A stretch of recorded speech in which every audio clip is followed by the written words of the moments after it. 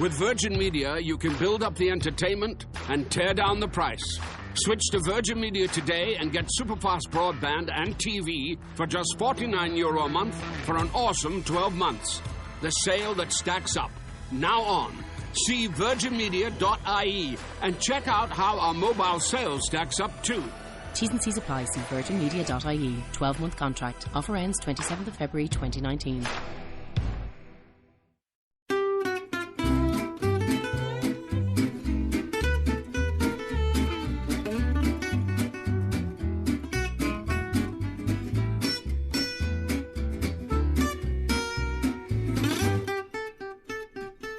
Hey, everybody. Hi, guys. Well, from gorgeous Salt Lake City, Utah, It's Thank God I'm Atheist. the podcast. I'm Dan. And filling in for Frank, I'm Mark. Hey, Mark. How's it going? Welcome back to the show, to this show. It feels like home. Coming home, that's right. It does feel like coming home. You and I do a totally other show. We do. We have our hereticking and how to it. Yes, yeah, we teach people how to be heretics, But, how to do the heresy the way we do. But it's good to be here sitting in for our friend Frank, who's feeling a little under the weather, I think. Yeah, he's not doing so hot. So thank you so much for coming in, and Happy to be here, and let's all pray for him. please do. Yeah. Please do. The power of prayer. Power of prayer. You know, our own president talked about that just recently at the prayer breakfast. Did he talk about the power of prayer? Oh yeah.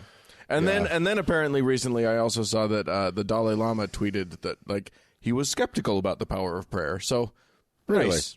Yeah, something about you know what, we can all pray, but that's not how the world's going to change. Well, at the end of the day, Trump talking about the power of prayer makes as much sense as anybody else talking about it. So it makes more sense to me. does it? Well, that man is not a smart man. No, he's a lucky man.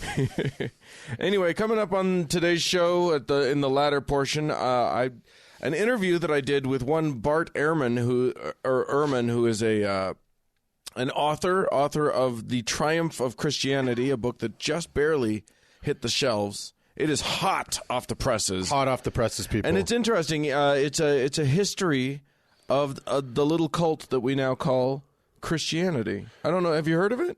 No. Are they the ones? Which ones are they? They don't drink orange juice. That's right. They don't drink fluids made by machines. Right. That's them, right? They have a whole thing. No owls. And the curly sideburns. No owls and no weasels. Exactly right. Well, That's a callback to our other show. That's a You have to callback, listen baby. to all the shows to get all the jokes. There's all 22 of them now. You know what? I would actually be interested in reading that book, because when you and I do stories about the Old Testament, which we love to do, like we did Samson this week, we always ask ourselves, how the fuck did this thing stick? Yeah. Right? How the fuck did this pile of garbage ideas make it? Yep. So listen to the interview and read the book. Yeah, indeed. I'll let you borrow mine. Thank you. I got the advanced copy because I'm very fancy. We're talking about the book, right? Yeah, exactly. Hey, do you want to start us off with a story? Sure, man. I'll start off with a fun story, and let's start off easy, huh? Sure. Let's start off with hard right Christian American radio personalities co-opting a poem referring to the Holocaust in the defense of cruel conversion therapy practices for LGBT youth. Okay, so nothing wrong so far. Right, I could probably stop there because everything so far makes sense. Is right. It's all according to Hoyle at this point. So, her name is Janet Mefford. Thank God I've never heard of her, and hopefully I never will again. But she's a religious right radio host, and she cited a poem about Jewish persecution during the Holocaust to defend her support for gay conversion therapists battling laws that would make the abusive practice illegal. Last Friday, Mefford dedicated a segment of her show to defending faith-based gay conversion therapy, which she attempted to rebrand what the Christians like to call it always as reparative therapy. Right. It's just repairing your straightness. Because we's broken. Your straightness is a little bit crooked. Yeah. So we're going to straighten you right out. We're not broken, we're bent, as we like to say. Indeed. Look it up And she claims that LGBT activists have told all kinds of lies about conversion therapy. Mefford said that liberals were on a roll in making conversion therapy for minors an illegal practice in various states, and faulted Christians who were not standing with so-called reparative therapists. Well, I'll give her that. We are on a roll. Yeah. New York. It's very correctly being outlawed. Yeah. And that is sweeping the nation. I know it's terrible news that torturing children with a bunch of phony bullshit is against the law. Right. It's a bummer. It's so mean to the therapists, really, because all they're doing is something that's been proven to be not effective In 1 trillion% of cases. and hurts people. Right. And yet somehow they're supposed to, they have to stop. We're mandating that they stop. That's just wrong. It's just wrong. So she said they're going to come after the churches. They're going to come after biblical counseling. They're going to come after any sort of spiritual counseling, no matter how mild it is. That's interesting that she put that in, because she's realizing that there are less mild versions of this stuff. So, Yeah. But Christian radio personalities are nothing if not stupid and inconsistent. So, and they're going to come after us next, she said. She then cited the famous poem by Martin Niemöller, First They Came For. Oh, right. Which was written in the aftermath of the Holocaust to explain why. First, really? Yeah. So she gets access to First They Came For? That's great. yes, this is the problem with the First Amendment and why Dan and I are against it. Because assholes we disagree with are allowed to say what they want. And use, beautiful poetry and, powerful thought. And then, just use it as toilet paper. So let me just, it's a very short poem. Yes, Let me please. read that poem to any listener out there who's just fell off a turnip truck and hasn't heard this. So Right. This was right after the Holocaust. This was a German poem. First they came for the socialists, and I did not speak out because I was not a socialist. Then they came for the trade unionists, and I did not speak out because I was not a trade unionist. Then they came for the Jews, and I did not speak out because I was not a Jew. Then they came for me, and there was no one left to speak for me. Right. Now, here's her telling of that poem. Which I think I can't see any possibility but improvements. See if you can spot the difference. So we're going to stand with them now. It's kind of like the old, first they came for the reparative therapists, and I didn't stand up because I wasn't a reparative therapist. It's kind of along those lines, Mefford said, which is, okay.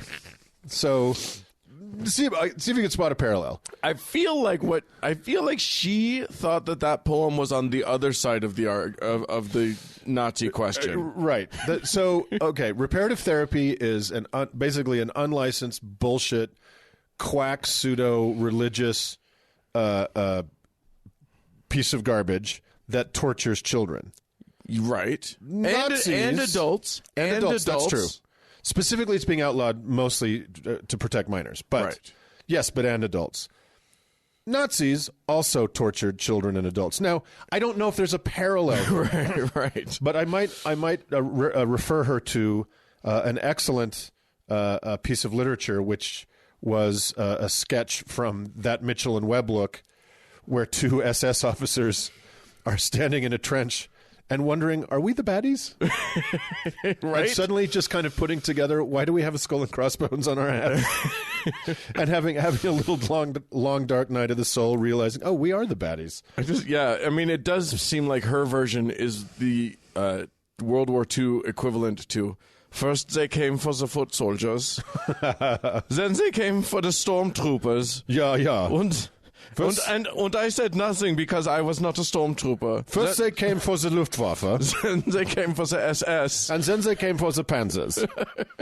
We are the victims here. And I said nothing because I was the Führer. And then they came for me.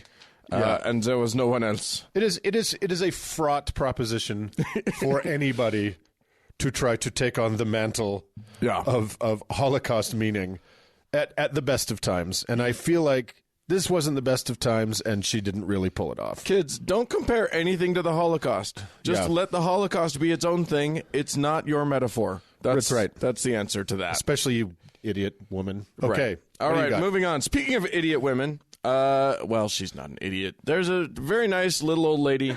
Well, she's not that old. Okay. There was a woman. You want to start over? Yeah, I'm just going to cut this whole thing. Come in again.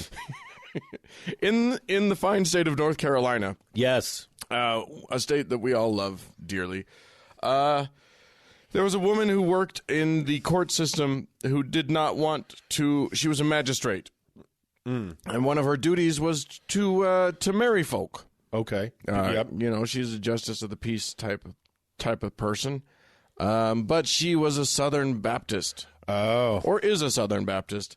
And she did not, so she was not going to do the gay ones. She just couldn't bring herself to. Okay. Now she's interesting because she says nice things like, I don't want to stop gay people from being married, and I think they should have the right to do so, but it's against my religion to marry queers. So this is not that awful. Was it Kim Davis? Yeah, it's not Kim Davis in Arkansas or wherever she was. Right, in wherever shithole she's from, state she's from. Anyway, whatever holler she crawled out of, lives in a cave in. So anyway, so this is Gail Myrick, who looks like everybody's nice grandma. She's 68 years old. So she went to her supervisor, said, "Hey, can I just not do these?" And her supervisor said, "Well, maybe." Anyway, it's gone through the court system. Yeah. And a judge has now ruled that the case needs to be examined further, but in the meantime, Myrick should be given the option to not have to do marriages that violated her religious beliefs. Okay. Now, the ruling provides space, and it's only she can only opt out if it will not. So the quote is, if a same-sex couple seeking to wed wouldn't know that a government official intends to discriminate. Oh, wait, no, that's not the quote from the thing. And the point is that as long as it doesn't inconvenience a couple, okay, or slow down their marriage or anything like that, right? Then maybe. So if there's another clerk or whatever available, right, and then she would just say, "Oh, let me get so and so." Right, tag me out. I'm going to go in, and I'll and somebody else can do the marriage. Right.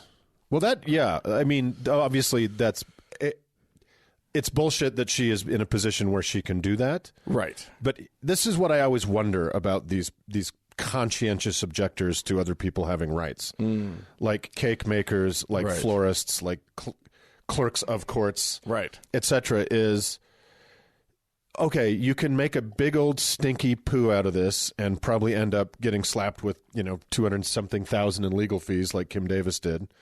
When you lose this, if that's what you want, right, or you could just be like, oh shit, let me get Carol. I've got this going on here. Right. Or if someone comes in and says, I want flowers for my fabulous wedding, you could say, we are so booked, we probably can't get you in. Like, does that make sense? Well, I mean, I'm going to object to the last thing you said, because if anybody has flowers for sale and a gay person wants to buy them, then they have to sell the flowers. They have to sell them, but the workaround I'm suggesting to these shitbags, which I shouldn't even be doing, is... I'm sorry, we're too busy to make a cake. We're too booked. Does that make sense? No. They have to make the cake. They don't. No. You, as a provider of a service, it is possible that you are too swamped. Yeah, but what you're suggesting is that they just lie and pretend like they can't make the cake, and then the next couple that comes in, they can make. They're Christians. They lie all the time. I understand that, but that is not the right workaround. They just have to make the cake or stop being fucking bakers. But as a thought problem, I was wondering why they don't fucking do that. Oh, okay, just to avoid the problem. Just right. Pretend, sure. Because probably the reason they don't do it is they want to make a big old fucking tornado out of it. Sure, absolutely. And you know that there have been plenty of cake makers who have just been like, "Ooh, we are booked." Yeah, that probably has happened. Like if I was a cake maker, if I was the fabulous gay man that I am, but also knew how to make a fucking cake, which I don't. If a Nazi came in and said, I want you to put a swastika on this thing, I don't know. I probably would just go, I just don't have time. I'm sorry. Yeah, but you're not required to do that because you don't make swastika cakes. You don't make Nazi cakes. Right. But these people do make wedding cakes. I do, but they're very tasteful. Oh, very tasteful swastikas. And sometimes a Nazi wants a very, very garish, ugly cake. And you're just like, no. Ugh, orange and black, and no. No, I make tasteful. I mean, I'll do the swastika, but it's going to be embedded in a beautiful, like, double-headed eagle sort of thing. Exactly. Very nice. There is more to this Myrick story, which is that, yes, she had incurred some attorney's fees, and she was actually awarded in a settlement $200,000 in damages and $115,000 in attorney's fees. So not only does she get to not do the marriages, but she was paid not to do them. That part I don't understand. What state? North Carolina? North Carolina. Come on, guys. So that's fun. Now, I mean, at very least now we know that there's no motivation for Christians to raise a stink about this sort of thing. Right. Because they might get paid. Well, fuck, guys. Elections matter. The winners pick who the judges are. Yeah, they make decisions like this. So register, vote. Yeah, all the things. Get off your asses. Yeah, what do you got? Well, I have, after some a couple stories about crazy women, I have some very female affirming stories that I would like to share next. Oh, don't do that. Yeah. And then let's. I have a really shitty one in a minute, but let's start with a less shitty one. But it's equally infuriating. Oh, good. A Catholic school may expel student over her Planned Parenthood laptop sticker. Hey. So this is a Catholic high school in Greenwich, Connecticut, and I think I nailed both those pronunciations. I right? think so. I think that's exactly right. You pronounced all the letters. That's how words work. That Greenwich, at the Sacred Heart Greenwich in Connecticut, Greenwich, is in trouble over a sticker that states, "I stand with Planned Parenthood." My God. Yeah, Can you believe? She's first of all the nerve of a woman. She's rebellious. Yes. She's standing. Recalcitrant and ignorant. I don't know if she's allowed to stand, or speak. And she's with somebody. And does she even have a man's permission to be with them? Exactly right. Is one of the questions. So I'll skip ahead a bit. Boy, howdy, does she have a man's permission to put that on her laptop? Her dad. Oh? Yeah. He's supportive? Mom and dad are totally behind it, and they're like, nice. She gets to have this. She gets to have her opinion, and dad's like, I don't know why people don't understand that abortions are just 3% of what Planned Parenthood provides. Right. And they provide all kinds of other things. Of course, the Catholics also dislike most of the other things they provide, like contraception, science-based information, evidence-based materials, contraception, affirmation to women, all that sort of thing that the Catholics are not going to stand for. Right. So she's been offered the opportunity to remove the sticker and finish out the year. Okay. In high school, because it's so worth disrupting a young person's education to expel them over an adhesive, right, on their own property. Right. That doesn't have any, like, it doesn't say fuck the patriarchy or, the Pope's a stank-ass biatch. Right. Murder all the nuns. It doesn't say that. No. It just says... I stand with Planned Parenthood. I stand with Planned... It doesn't even say I use Planned Parenthood services. Nope, it doesn't say any of those things. So she can take the sticker off and finish the school year. She can leave the sticker on and finish or be thrown out immediately. But even if she takes the sticker off, they apparently don't want her back the following year. Wow. So hopefully Greenwich, Connecticut has another high school where this this cool young woman can go, because I think this Catholic high school is failing her. Yeah, and imagine the street cred she gets at the new high school when she's like, I was kicked out of my old high school for being, like, feminist and shit. Right? That's some badass street cred. Yeah, so once again, religious people overreacting to the most minor things in the world. What? It's a dance as old as time. Nobody's ever heard of that. So that was a nice short one, and she stands with Planned Parenthood, and we stand with her. Yes, indeed. And with Planned Parenthood. Indeed. I'm a donor. Did you know that about me? Did you give them a kidney? I gave them my uterus. Did you give to study? You gave them sperm. They're like, yeah, that's not really what we do here. But I gave it anyway. Yeah. And I continue to give monthly. Yeah, and when the police took you downtown, it saved you an Uber. Have you ever heard the word Chautauqua? Yeah, what is that? So, like, back in the 18-somethings, there was this... It's in Illinois. There are Chautauquas scattered about. Yes. There's a town in upstate New York that I actually went to, called Chautauqua, New York. Gotcha. That still has... it's like a summer community, and you go in there and they have arts programs and stuff. But they all started as these sort of Methodist, almost campgrounds. I think this show today should just be you and I pronouncing strange American place names.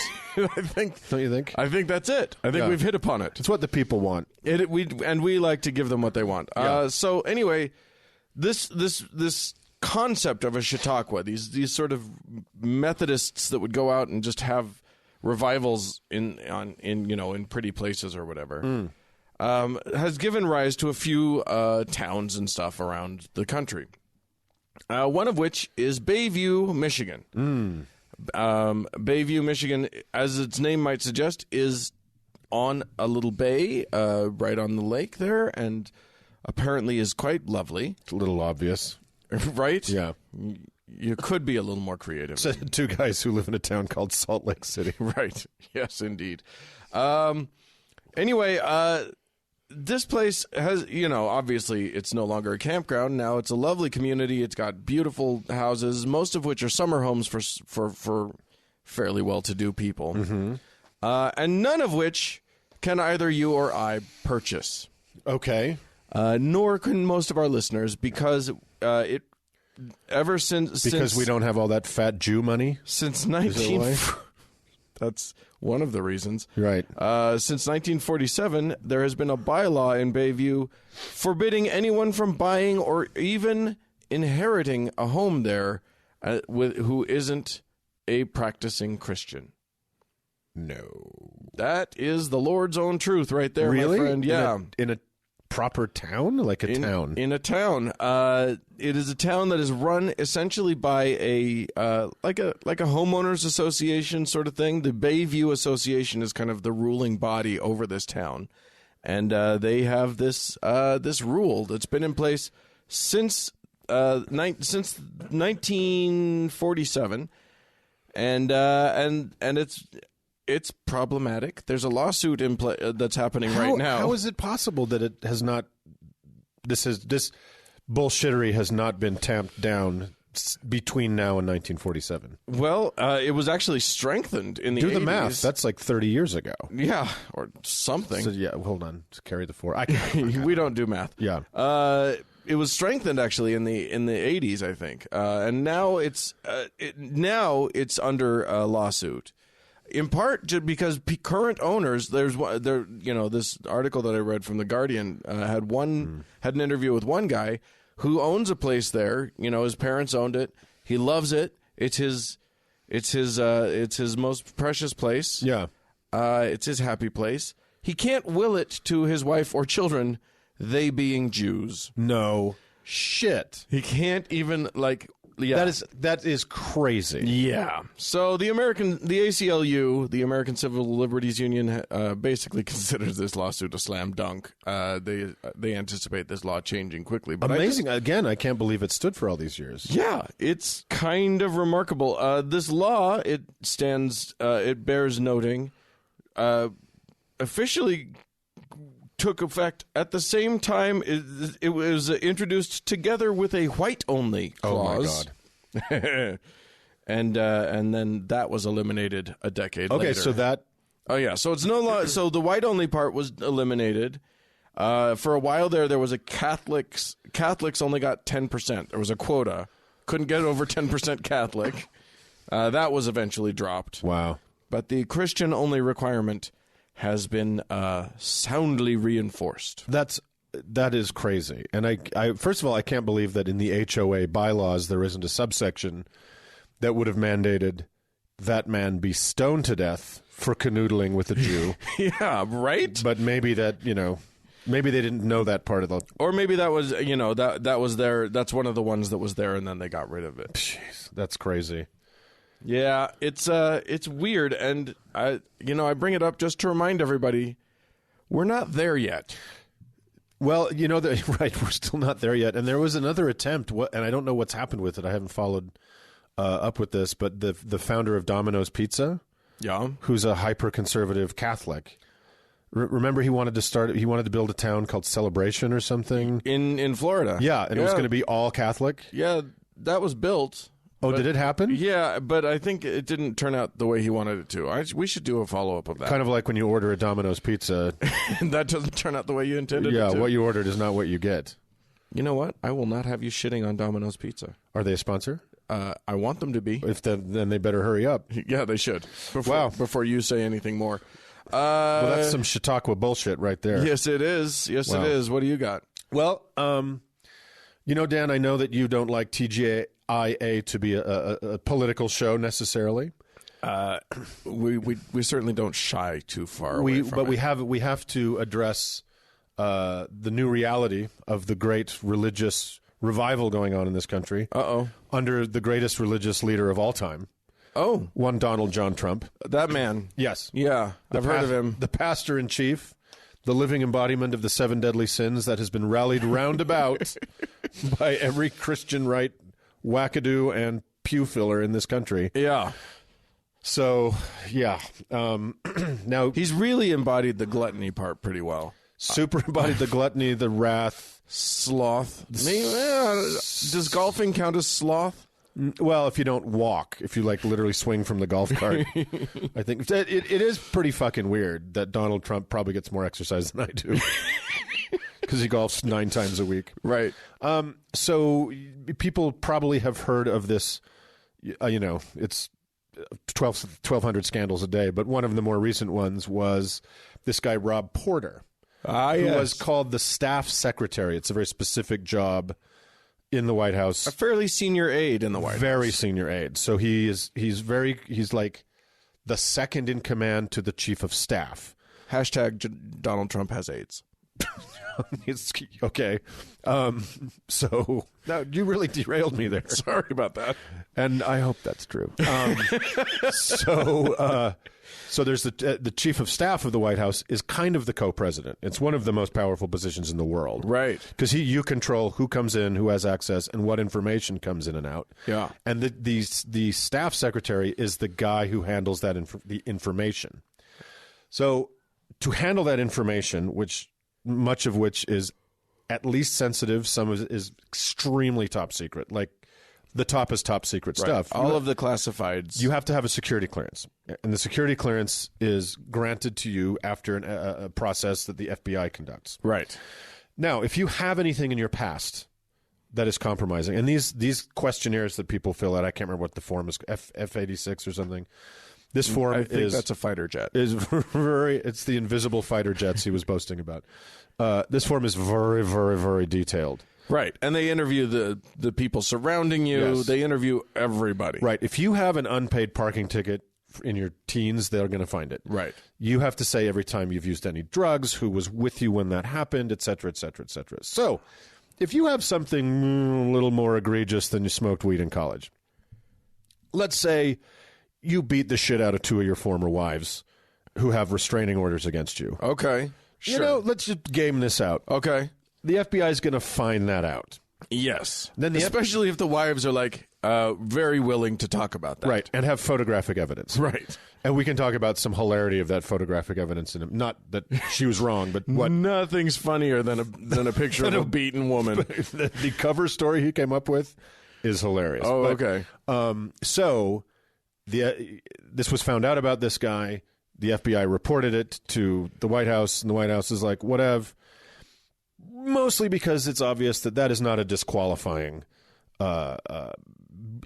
pattern of behavior to this White House. No, this White House sees the violence against a woman as probably a pro. Right. I would bet Rob Porter probably put that on his resume. Yeah, exactly. Right? So now it's turned into this huge falderall and scandal, and everybody's got all the stupid men have egg on their faces, which I don't give a fuck because these women have black eyes on their faces. So related experience, beat 2 women into divorcing me. So that's a little backstory to what this story is, which is, in the wake of Rob Porter allegations, Mormon women say leaders encourage them to stay with their abusers. So BuzzFeed did a huge story on, contacted a bunch of, put the word out to Mormon women to come forward and talk about this. Because this guy was Mormon. We should make it clear. This guy was Mormon, and I think he's a Salt Laker. Oh. I think he's a BYU graduate and a Salt Laker. There you go. He's one of ours. Maybe he'll come back, and we'll all get a chance to beat him up. So basically, BuzzFeed got all these women to talk, dozens of women to talk to them, and then later in the story it says dozens more came forward that they just couldn't get all into the story. Right. So, someone like this, all these women are just using their first names for their protection. It says, as Jody read news this week that a top aide to the President Trump had allegedly abused his 2 ex-wives. She was sitting at work trying not to cry. These stories of women made my heart hurt because that's my story. Jody said, I feel like there are hundreds of women, thousands of women in Mormonism with stories like this who stay because their bishops tell them to. And I highlighted some stuff, but there's so much in it, including one woman that was violently raped by her husband and wanted to leave him. And the bishop said that I needed to support and sustain the priesthood, and that my husband's career would be at risk if I didn't move with him, because they were moving somewhere, and support him. Ginny said that her husband started physically abusing her soon after their marriage in the early 90s. She eventually suffered a broken jaw and had a big chunk of her hair ripped out. My bishop at the time told me I needed to work it out and figure out what I needed to do to fix me. I got told that maybe if I lost a little weight, he wouldn't cheat. As the wife, you're the one who sets the tone in the family. Yeah. This is, it's definitely a problem in Mormonism. Mormonism, first of all, Mormonism's cute because they've got the lay clergy. So each of these bishops that they're talking about is just a guy in the ward. He's a guy that sells cars, and he just came up in the rotation. Yeah, So he has no training in any sort of thing. And we've talked about this. Frank and I have talked about this, a lot. But the fact of the matter is that, yes, this is a thing in Mormonism, but it's a thing in so many religions. Yes, all of these religions are designed to help the perpetrator and not the victim. And it is 99.999 times out of 100, it is the man. It's always the man. Well, yes. That's what patriarchy fucking means. Right. Right. Exactly. So then they talk to a woman in Provo who's a prosecutor, and she talks quite a bit about. She's been in the county attorney's office, the district attorney's office, for 30 years or something. And she says, as a prosecutor, I've seen bishops many times come in and speak on behalf of the defendants in these domestic abuse cases. Right. I have never seen one talk in support of victims, never in 26 years. Jesus Christ. This is the problem. See, because what you've got is a system where the man is the head of the household. Yes. That's a fact. That's just how God intended it. Yeah. And the man has super magic Jesus powers given to him. At 12. Right. At fucking 12 years old. Well, that's just the basic version. And then you get upgrades as you... Well, you get up, but you have the power. You remember being told at 12 years old, we had the power to fight Satan. When I was 12, my superpower was a boner that would not quit. That was it. Yeah, indeed. And the, when you do that, when you say the man's... And then you say, the Mormons don't tell women that they can't work. But they do tell women that it's better if they don't. Right. And that the man is the head of the household. And they have this whole sort of idea that the man should be the one bringing home the bacon. If it doesn't work out that way, nobody's like really up in arms about it.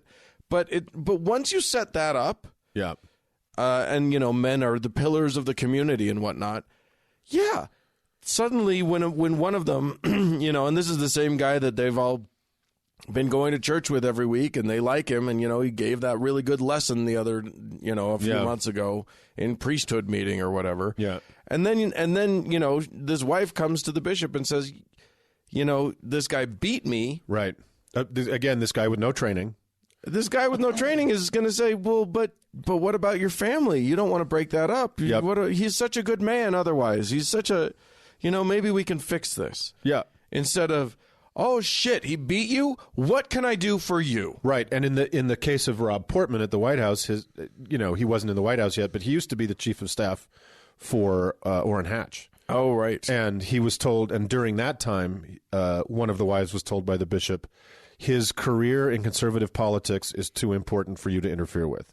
Right. So if you make a fuss about this, that's going to affect his job. And that, you know how important getting these tax cuts are to us, right? Yeah. She was told basically that. Yeah. Yep. And then here's the funny cover story that you'll die. The woman with the black eye, he said that the reason that happened is they were on their honeymoon in Florence, and they were quarreling, a word he used. Okay. Quarreling over a vase. And the vase slipped, and she flew backwards, and the vase hit her in the face. Who among us has not quarreled over a vase in Florence? You know, it happens to the best of us. That is the gayest excuse for wife beating I've ever heard in my life. So Mormon bishops who do this sort of thing, just a polite go fuck yourselves from us here on your favorite podcast. That's right. Yeah. That's right. I've got one last story. This comes to us from Seville, Spain, I think it is. Sevilla. Sí. Where a kid. Yes. The Boy of Seville. It's a wonderful story. Yeah, it's a great opera, too. Yeah. Actually, he's in the town of... He's near there. He's in a smaller town. Anyway, he took an image of a Christ on a crucifix, and he photoshopped his own face onto it. Okay. What was just for shits and giggles? Who knows? A lark. It was a lark. A goof. Indeed. He was having some fun with Photoshop. Sure. As one can do. Learning a skill. He was breaking the law, is what he was doing. Huh? The Christ that he used belongs to the Hermandad de la Amargura, which is the Church of the Brotherhood of Bitterness. And boy, did those bitches live up to their name. The Brotherhood of Bitterness? Yeah. So they got super bitter on him and said, hey, you can't, that's our Jesus. You can't put your face on that. And they sued him. And apparently in Spain there are don't hurt religious feelings laws. These garbage laws. And literally it is like, that is the crime. He attacked religious feelings. They are bitter. And so they sued him and or pressed charges, and he was fined 480 euros. Come on, is he a minor? Yeah, he's like a kid. Come on, I don't know if he's a minor. He might be. I don't know. I don't have an age for him. Anyway, he's young enough that he doesn't have the equivalent of about $600. So he's been apparently working. Well, the real crime here, obviously, is that he pirated Photoshop. Right, he couldn't buy it. They got it on the computers down to the library, or whatever. Anyway, it's just amazing that literally what he did was so fucking nothing. Right. It's like, remember, I think you guys covered it. There was that story in the States where some kid took a picture of him pretending to have oral sex with a Jesus statue. Uh-huh. And they were going after him. And it wasn't like a property, it wasn't like tort law, it was a crime. They were trying to charge him with a crime. So dumb. Well, I'd say to those asshole brothers of whatever in Spain, don't be bitter, be better. You know what I mean? You did it. You nailed it. Yeah. That's a good, what I say is, all of you listeners, hey, why don't you email the Hermandad de la Amargura a picture of your face on there, Jesus? I love it. Let's do a community art project. Yeah. That's really fun. Or your face or whatever you want. Or whatever you want. Yeah. Your penis. Put your penis onto Jesus. See what they say about that. They're sitting around being bitter. They could probably use a laugh. Yeah. They probably don't have email. We'll tag them in their Twitter page or whatever. Anyway, if you have better ideas on how to deal with this sort of thing out there in listener land, please don't hesitate to write into us, podcast@thankgodimatheist.com, or you can call us. You can get your voice on the air. Our phone number, if I can remember it, is 424-666 8442. 424-666-TGIA is the number to call to get your voice onto the thing. Go to the Facebook page, facebook.com/TGIAtheist, and once you're there, you can also search for the TGIA Members Only Lounge and ask to join, and we'll let you in, and then you can participate in that fine community. And you can probably post a lot of photoshopped bitchy Jesus brother pictures. Yeah, get those on there. Do it. Absolutely.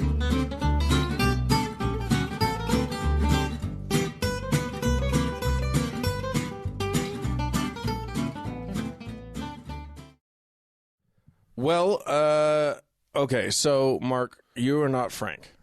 I don't know if you've noticed this about yourself. Well, I can be frank, I can be curt, I can be short with people, I can be blunt, but I am not Frank Feldman of the Thank God I'm Atheist podcast. Indeed. Those are big shoes to fill, buddy. Indeed. So what we're not going to do, I need my Frank here to do some certain things. For instance, we're not going to do emails. We're not going to do voicemails today.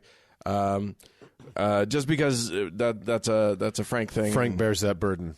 Indeed. Yeah. But I am going to mention really quickly with you. I don't know if you know this, but some men grow facial hair. Yes. They get hair all over their face. I don't know why. Why is that? It's the testosterone. It's something. Yeah. It's something in the genes. Maybe it's in the water. We don't know. But not everybody wants to keep it. Sure. And even those of us who are bearded need to clean up.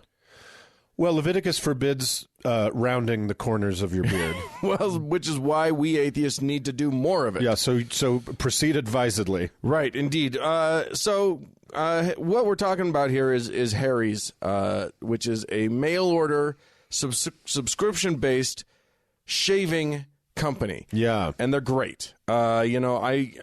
Frank and I both use Harry's. I don't know if you've ever used it before. No, but I'm gonna. But I'm going to encourage you to do so. All right. In part because it's free to try out, and we'll get to that in a bit. But Frank and I both have used it.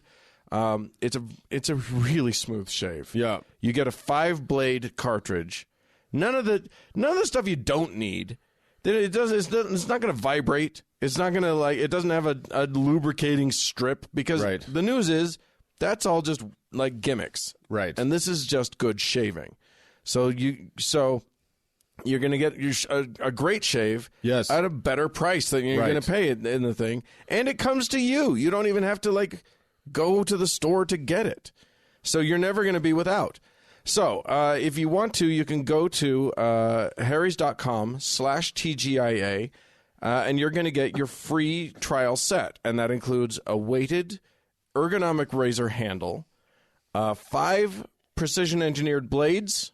It does have I was wrong. It has a lubricating strip on the thing, but it's not one of the. It doesn't have goofy things like 15 different strips. Doesn't need a battery. No, indeed. You get the shave gel, which Frank and I have talked about, is actually great shave gel. Yeah, and smells nice too. And a travel blade cover. You get all of that free in your trial set. All you have to do is pay for shipping. It comes straight to you. So go to harrys.com/TGIA. That's how you get the deal. And then you're off to the races. So go to harrys.com/TGIA. Get the deal. You'll be a clean shaven man. Square the corners of that beard, or round the corners of that beard, or whatever it is. Do whatever you got to do. All right. Coming up today, we're going to talk to Bart Ehrman. This is a conversation that I had with him. A really, really smart guy. Yeah. So let's just listen to that. Go to the interview. Well, friends. Today, we've got a special treat. We, on the Thank God I'm Atheist show, don't do a lot of interviews anymore. But every now and then, someone comes along that we're really fascinated to talk to, and this is one of those times. Today, we've got Bart Ehrman, Dr. Bart Ehrman here, author of just innumerable books on the New Testament, the historicity of Jesus, all sorts of wonderful things. Bart Ehrman, thanks for coming on the show.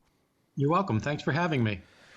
You, sir, are a very interesting figure in the discussion of Jesus Christ and his walk on this earth and his legacy thereafter. Do you want to talk about sort of your journey in this being your field of study and how you came to make Jesus the sort of the locus of your life's work?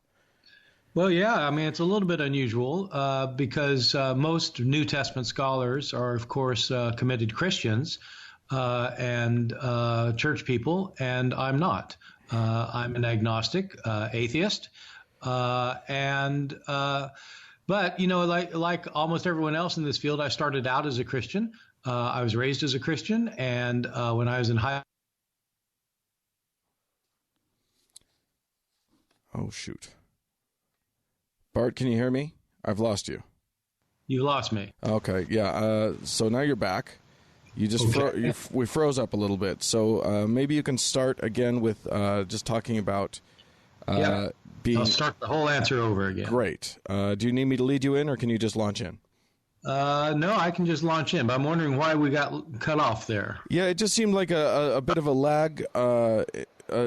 Is your internet connection? You feel solid with it?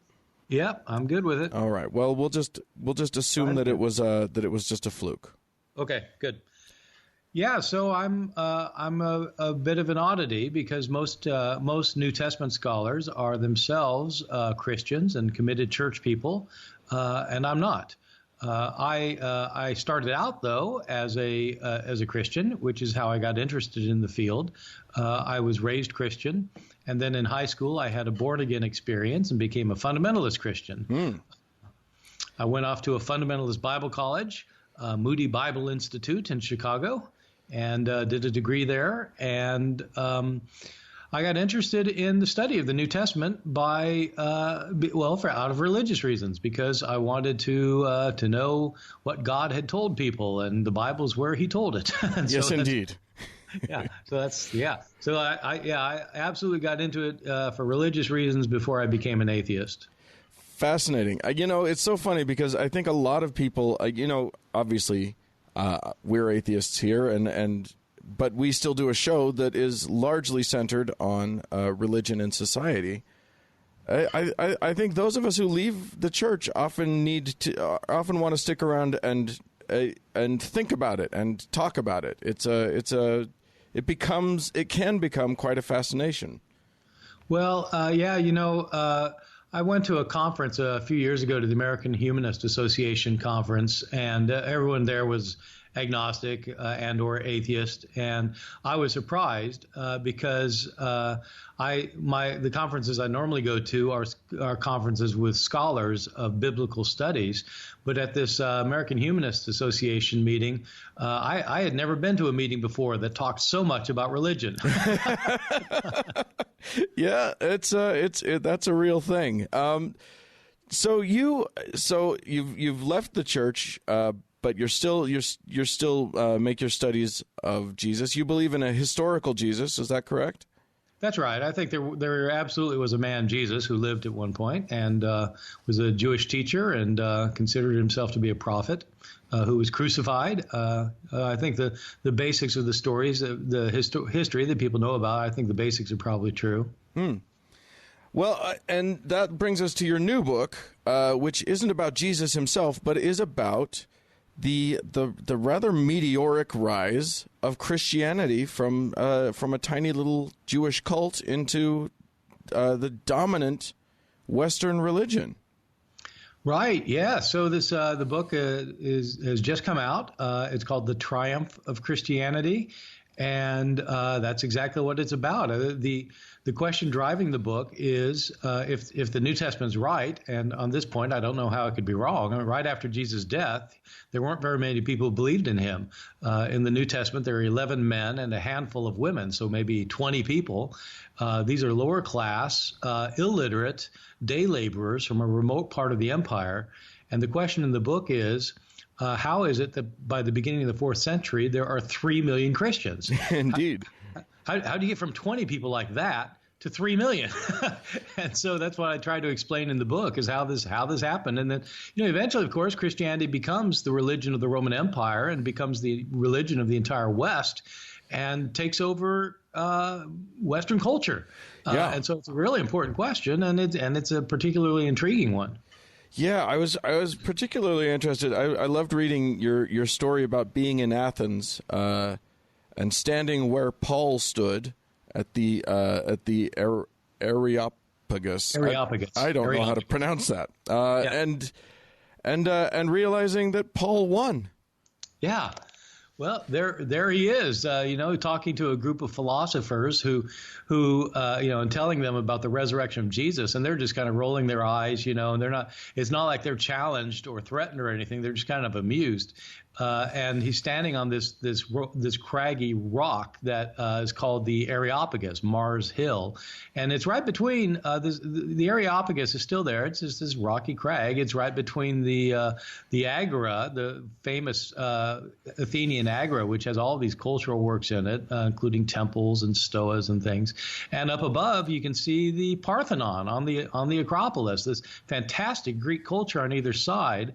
And Paul's here on this craggy rock where there's nothing, and even there he doesn't make a splash.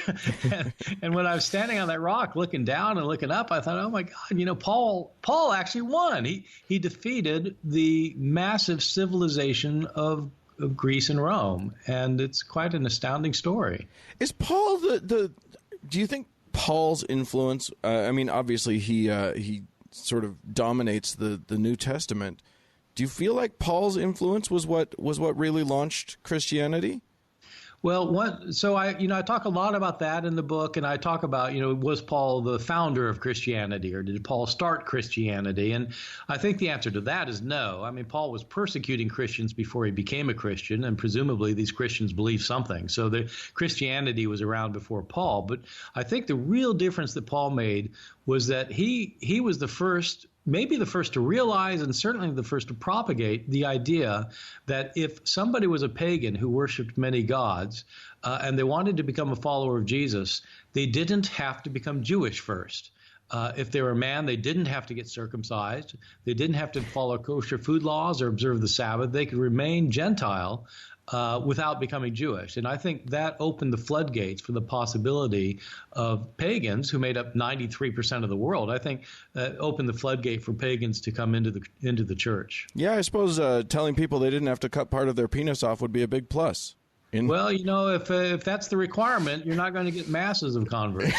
No. Well, you never know. I find the rise of different religions to be a fascinating and slightly baffling pursuit. Especially coming from a Mormon background, I think that it can be quite amazing. Right. Yes. No, I mean, it's always interesting, why one religion or another spreads. And I would say that probably each religion, there's a different set of historical circumstances. And it just strikes me that Christianity is especially important because of its massive influence on the West. Yeah. Well, I don't think anybody at this point would argue that Christianity is not historically important. Yeah, right. I think that it's made its mark pretty indelible. Maybe, we all know sort of broad strokes what the story of Christianity and its rise. We can all sort of point to some very giant mile markers. Constantine being sort of one of the biggest. Maybe you can just sort of give us what your view is of how Christianity, just, obviously your book goes into great detail. Maybe you can give us some broad strokes in terms of how Christianity became the behemoth religion that it is today. Well, when I started writing the book, I thought that Constantine was probably the key. I think that's what a lot of people think, is that it was the conversion of Constantine that did it in the early 4th century. He was the first Roman emperor to become a Christian, and after that, millions of people started converting. What I try to show in my book is that that's probably wrong. I came to think that Constantine's conversion is actually not the thing that did it. That even if Constantine had not converted, Christianity probably still would have taken over given the way it was going.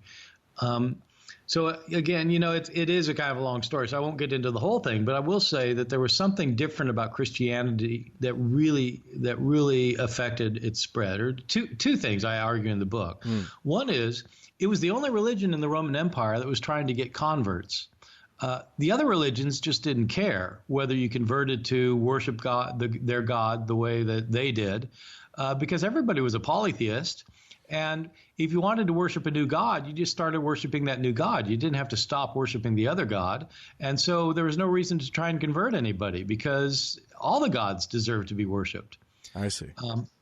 So the first thing is that Christians were evangelistic. They were trying to get converts. But the other thing's equally important. It's this business that Christianity is the only religion in the empire that's claiming we're right and you're wrong. And since you're wrong, you're going to pay an eternal consequence. When you die, you're going to go to heaven or hell, and if you're not a Christian, you're going to go to hell. Right. And so the Christians are the only ones saying this. The other religions didn't care whether you started worshiping their religions because they didn't think that worshiping one religion or another had any effect on the afterlife. And it's not that one religion was true, therefore the others are false. They're all true for the other religions, right. except for Christianity, with a partial exception of Judaism. But Judaism, wasn't evangelistic. Jews didn't care whether you became a Jew. They just wanted to be a Jew. Right. Yeah. So that whole the evangelizing thing is quite a big innovation. And I feel like what a fascinating point to invent an eternal hell. That's a huge that's a huge thing, innovation in religious thought.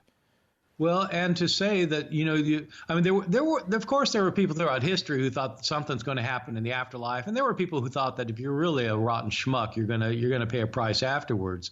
But there weren't any religions that said that you're going to be punished if you've got the wrong religion. But that's exactly what the Christians said, that there's only one truth. We have the truth. And if you don't subscribe to our truth, then you're going to pay an eternal price. And since they're the only religion saying that, then when you convert to Christianity, you have to give up the other religions. And no other religion had that. But that meant every time you have, say, 100 people convert to Christianity, that's 100 people who leave paganism. And over time, if you're just getting 3 or 4 converts every year out of say if you got 100 of you and you get 3 or 4 converts every year, over time that's going to add up so that when there's 1 million of you and each 100 people are getting 3 or 4, you're talking about many thousands of people every year converting then. And so it's what I argue in the book is that it's kind of like an exponential curve, and that by the time Constantine converts, it's going to be taken over pretty soon. Yeah, that is a. I mean, again, as someone who was raised Mormon, I can definitely testify to the effectiveness of proselytization and going out there and just trying to get some converts. Well, here's something that even most of you Mormons don't know. So, or former Mormons. So, the growth rate of the Mormon Church from the time it was founded until just recent years was about 43% a decade. If you calculate the rate of Christian growth from the time it started over the first 300 years, it's about 40% a decade. So in other words, the Christian church is growing at about the rate that the Mormon church grew, which I think means that in 200 years, all of us are going to be Mormons. Yeah, that's right. We'll have our own, Mitt Romney will be our Constantine. Yes, exactly. That's right.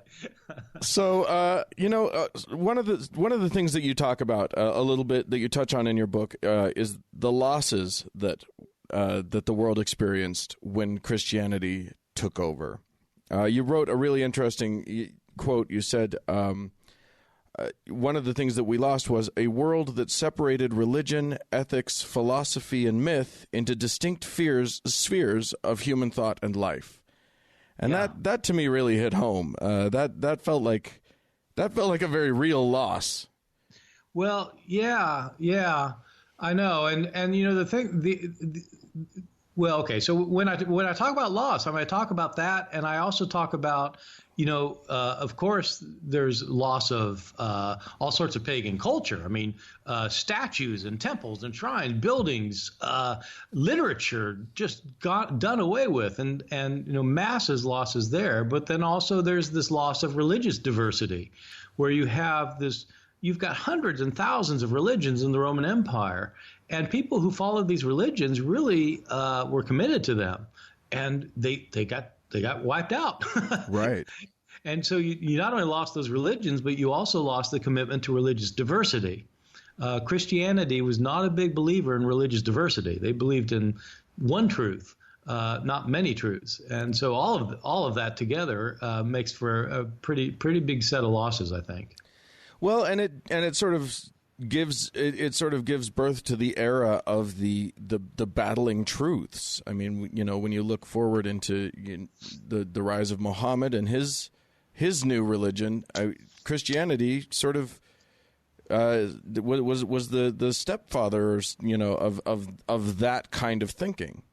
Well, that's right. I mean, in the modern world, in America today, at least, most people think that you're one thing or another. If you're a Baptist, you're not also a Buddhist. If you're a Mormon, you're not a Muslim. And, because these are exclusivistic religions.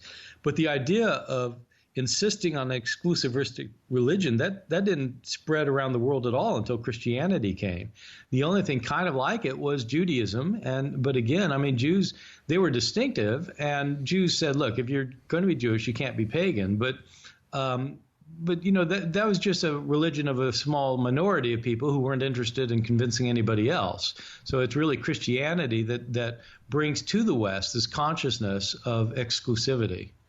Yeah, you talk about the loss of all of these sort of cultural things, the loss of the of pluralism in religious thought, that sort of thing. In the book, you said quote, "The ancient triumph of Christianity proved to be the single greatest cultural transformation our world has ever seen." That's a pretty bold claim right there. Yeah, well, but try and find a bigger cultural transformation in the West. I mean, you just think about just think in terms of high culture, literature, art, music, or think about philosophy, or, how you simply would not have. I mean, just think of our literary canon. You couldn't have had Chaucer or Milton or Shakespeare or the Victorian poets, because they're all deeply rooted in Christianity. So what I argue is, we would have had something else, obviously. I mean, there would have been some kind of culture, and it might have been better, it might have been worse, but it certainly would have been different. Right. And so without Christianity, what we think of as culture in the West simply wouldn't have existed. Yeah, it does seem like it has influenced every facet of everything for a very long time now. Yeah.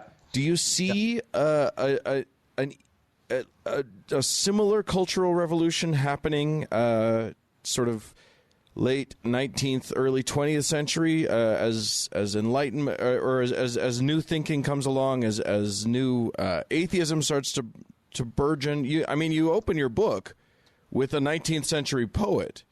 With a poem by Arnold or by Matthew Arnold, that sort of seems to be signaling a new way of thinking. Well, that's, when I was just trying to think about the significance of this cultural revolution of Christianity, I was taken back to the 19th century. I love the 19th century. I tend to read novels, 19th century novels, or the things that I tend to read, and I really am drawn to the 19th century precisely because everything is changing again. Where it's an age of science and people begin realizing that we evolved and that the earth is not just 6,000 years old. And so everything is changing, and that creates huge doubt for people like this Victorian poet, Matthew Arnold. And their entire world was shifting under their feet. I would argue that the effect of Christianity taking over the world was more significant, but that's mainly because Christianity actually took over the West, and so far at least, atheism hasn't taken over the West. Give us time. Yeah, well, it may happen. It may happen. I mean, certainly there are far more now than there were 50 years ago. And so who knows what's going to happen. And if it does happen, that will be an equally significant revolution. Yeah, it does seem to me like just the shift of how people thought from in ancient Greece and ancient Rome to now, or to the Christian era, to the grand Christian era. It seems to be as pervasive a shift as could possibly have happened.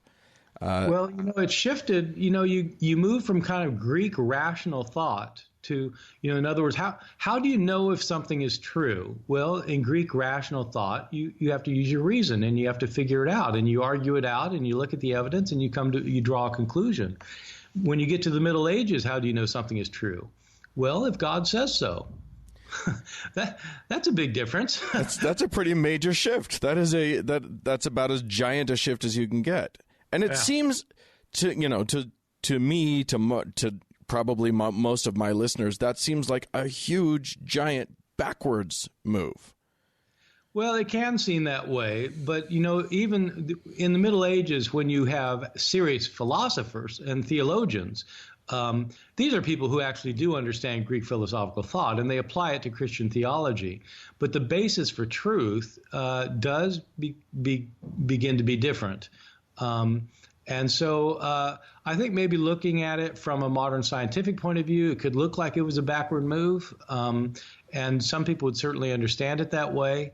On the other hand, it had some positive sides to it too, including, again, all the great culture we got out of it. And so my argument in the book is that any triumph also involves a loss, and that as a historian, I don't really make a final judgment. Was it a good thing Christianity took over? Was it a very bad thing? I argue, well, good or bad, it was certainly significant, right. And it changed all of our lives. And so it's really worth studying. It seems to me to be a very human thing. It seems to me like what Christianity tapped into is something that's very basic to humanity. Maybe it's a desire to be right. Maybe it's a desire to be on the correct side of things. Maybe it's a desire, to have an authority over you, or someone that you can go to that makes you feel like, you have the truth and everybody else doesn't. I don't know. But it does seem like there's something in the appeal of Christianity that gets to the heart of kind of a very basic part of being human. Well, in the modern world, at least, what I would argue is, the very modern, like today, what I would argue is that there is certainly a quest for certainty in our world, and that is one of the reasons why very, very conservative Christian churches are the ones that are growing while the liberal churches are dying. The liberal churches like to ask questions, and the conservative churches like to give answers. And people basically prefer answers to questions.